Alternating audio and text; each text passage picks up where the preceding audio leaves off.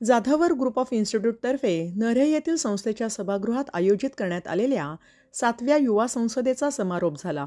यावेळी माजी खासदार डॉक्टर विकास महात्मे, संस्थेचे अध्यक्ष प्राचार्य डॉक्टर सुधाकर जाधवर, उपाध्यक्ष व युवा संसदेचे अध्यक्ष ॲडव्होकेट शार्दूल जाधवर, खजिनदार सुरेखा जाधवर उपस्थित होते।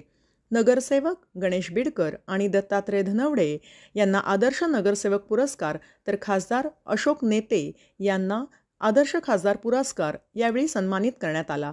तसेच भरीव सामाजिक कार्यासाठी माजी सरपंच भास्कर पेरे पाटील यांना यावेळी जीवनगौरव पुरस्काराने सन्मानित करण्यात आले। पुणेरी पगडी, शाल, सन्मानचिन्ह, सन्मानपत्र असे या पुरस्काराचे स्वरूप होते। समाजामध्ये विविध क्षेत्रात अनेक चांगली माणसे आहेत, परंतु राजकारणाचा चिखल आपल्या अंगावर ओढवून कशाला घ्यायचा यासाठी ते राजकारणापासून दूर राहतात। अशा माणसांमुळेच राजकारणामध्ये वाईट माणसांचे प्रमाण वाढत आहे। राजकारणाची गटारगंगा झाली आहे अशी केवळ टीका करण्यापेक्षा ती स्वच्छ करण्यासाठी सज्जन माणसांनी राजकारणामध्ये उतरले पाहिजे। तरच राजकारणाची गटारगंगा स्वच्छ होऊन देशाची लोकशाही बळकट होईल असा विश्वास माजी राज्यमंत्री सदाभाऊ खोत यांनी व्यक्त केला। मला काय म्हणायचं, राजकारण म्हणजे निवडून येता यापुरती अक्कल असन त्यांनाच राजकारणात या असं नाही। समाजाचं कल्याण करायची अक्कल असेल तरच राजकारणात या। अनेक प्रॉब्लेम आहे राज्यात देशात, पण मांजराच्या काळात घंटा कोण बांधे। आत्ता एक समृद्धी रोड झाला पहा, नागपूर ते मुंबई, किती भारी हो। 12 तासाचा वेळ 6 तासात जातो। किती गाडीचं मेंटेन वाचलं, पेट्रोल वाचलं, वेळ वाचलं। मग प्रत्येक ठिकाणी करा ना समृद्धी, म्हणजे रोडच नाही प्रत्येक विषयात करा ना। का चक्र मारायला लावते लोकाला? इकडून जाण, ह्या टेबलवर जाण, त्या टेबलवर जाण, त्या टेबल। आत्ता आपल्याकडे सरकार तुमच्या दारी योजना चालू आहे पहा, कशासाठी? सरकार लोकांच्या दारी जाते, मग शासन पहिले शासन अधिकारी काय करते? जर तुम्हाला जावं लागत असेल तर सिस्टम अशी बनवा त्या माणसाला त्रास झाला नाही पाहिजे। मुख्यमंत्री लोकांच्या दारी का चालले त्यांना माहिती, अधिकाऱ्याकडून प्रश्न सुटाना म्हणून हे चालले।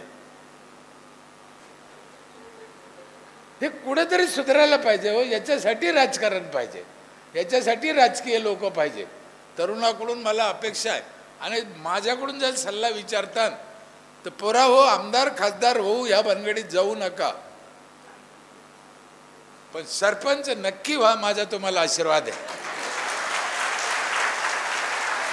कारण महात्मा गांधीने सांगितलं होतं खेड्याकडे चला, आणि जोपर्यंत खेडं सुधारत नाही तोपर्यंत भारतात महासत्ता होणार नाही। म्हणून तुम्हाला सोपं राजकारण सांगितलं मी, खेडं सुधरा, आपलं गाव सुधरा, सरपंच व्हा। काय सगळ्यांनीच पंतप्रधान व्हावं, सगळ्यांनीच आमदार व्हावं, सगळ्यांनी खासदार व्हावं गरज नाही, पण सरपंचा पुरतं क्षेत्र मर्यादित आहे। जातीपातीचं सोनं झालं या, जातीपातीचं सोनं झालं या, आणि गावगाड्यातल्या मातीची राख झाली या, गावगाड्यातल्या मातीची राख झाली या। जातीपातीचं सोनं झालेलं आहे। आणि म्हणून मी शार्दूलला सांगेन की राजकारणामध्ये याचं असेल तर माती घेऊन यावं का जात घेऊन यावं, हा माझ्यासारखा समोर पडलेला प्रश्न आहे। मी माझ्या समोर बसलेल्या युवकाला राजकारणामध्ये येत असताना, अरे तू माती घेऊन ये का जात घेऊन ये, ह्यातलं उत्तर कोणतं द्यावं हा सुद्धा प्रश्न आजच्या घडीला कठीण झालेला आहे। माती घेऊन आला तर त्याची माती होती या, आणि सोनं घेऊन आणि जात घेऊन आला तर राजकारणामध्ये त्याचं सोनं होतं या। मग मी माझ्या गावगाड्यातल्या पोराला काय सांगावं, तू काय घेऊन यावं? आणि म्हणून राजकारणाच्या गटारगंगेमध्ये आपल्याला हात घालावा लागेल का घालावा लागेल, पण आज सज्जन माणसं ही नेबळट झालेली आहेत, आणि त्यामुळं राजकारणामध्ये बांडगुळ नावाच्या किड्यांचा सुळसुळाट सुटलेला आहे। जोपर्यंत सज्जन माणसं नेबळटपणा सोडणार नाहीत तोपर्यंत राजकारणाची गटारगंगा स्वच्छ होणार नाही, हे माझं प्रामाणिक आणि स्पष्ट मत आहे। आम्ही काय करायला लागलोय? आम्ही सगळे सज्जन माणसं राजकारणापासून पळून जायला लागलोय. सज्जन लोक राजकारणातल्या डुकरांना रोज धुयाचा प्रयत्न करत आहेत, पण ती डुकरं दररोज परत गटारात जात आहेत आणि आम्ही मात्र शॅम्पून साबण घेऊन तिथं उभा राहिलेलो आहे. आणि मग आम्हाला काय करावं लागेल?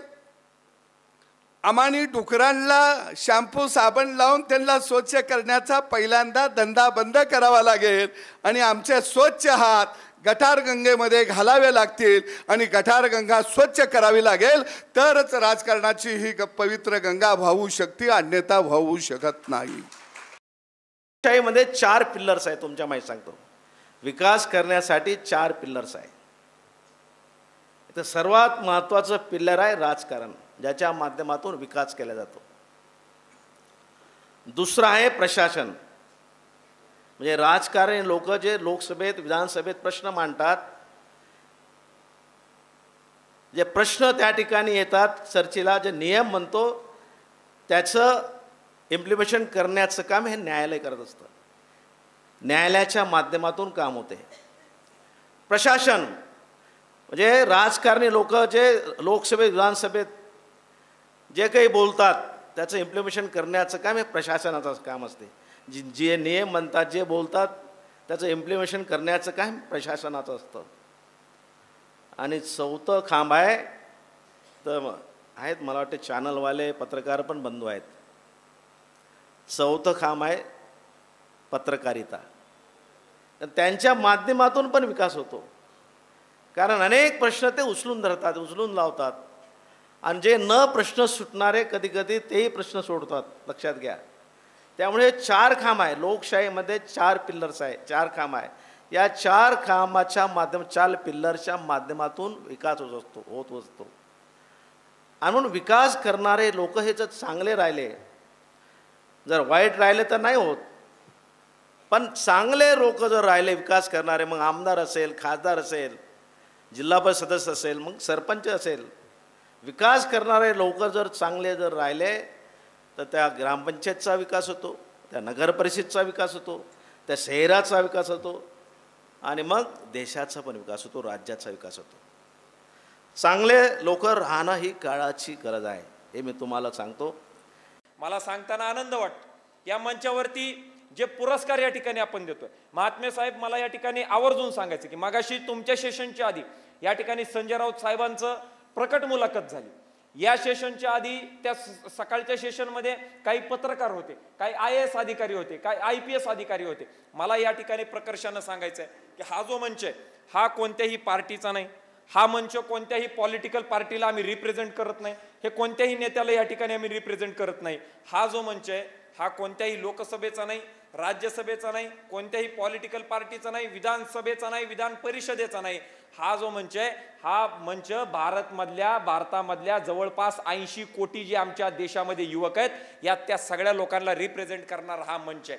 वाड्या वस्ती तांड्यांवरची जी आमची पोरं आहेत, गोरगरीब शोषित दलित वंचित समाजामधून जी आमची पोरं येतात, या सगळ्या पोरांचा हा मंच आहे. आणि या मंचाच्या माध्यमातून ज्यांचे आई वडील मोठे नाहीत, ज्यांच्या खिशामध्ये पैसे नाहीत, ज्यांना कुणी गॉडफादर नाही, म्हणून जी लोक राजकारणामध्ये आणि समाजकारणामध्ये येत नाहीत, अशा मुलांना प्लॅटफॉर्म देणारा हा मंच आहे. अशा लोकांना, अशा गरीब पोरांचा हा मंच आहे. सर्जनशील न्यूजला लाईक करा.